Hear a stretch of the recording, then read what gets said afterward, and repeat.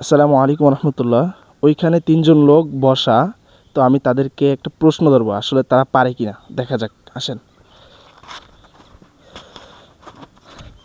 আসসালামু আলাইকুম রহমতুল্লাহ। ভাইরা ভালো আছেন? ভালো আছি। জি, ভাইরা আপনাদেরকে একটা প্রশ্ন ধরতে চাই, আপনারা কি ইচ্ছুক? বলতে পারেন। তো প্রশ্নটি হচ্ছে, এই পৃথিবীতে সর্বপ্রথম কোন সূরাটি নাজিল হয়েছিল?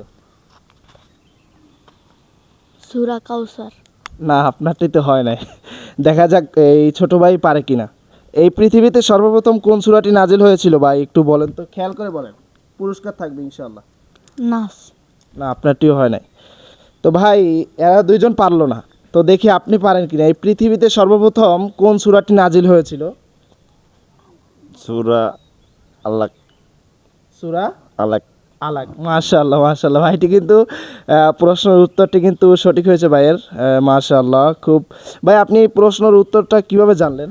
সূরার উত্তরটা জানছি, আমার ছেলে মাদ্রাসায় পড়ে, তখন এর থেকে শুনছি আর কি। মাশাআল্লাহ মাশাআল্লাহ, এর ছেলে মাদ্রাসায় পড়ে, এর ছেলের থেকে শুনছে যে সর্বপ্রথম এই পৃথিবীতে আলাক সূরাটি নাজিল হয়েছিল, সেই জন্য সে জানতে পারলো। মাশাআল্লাহ।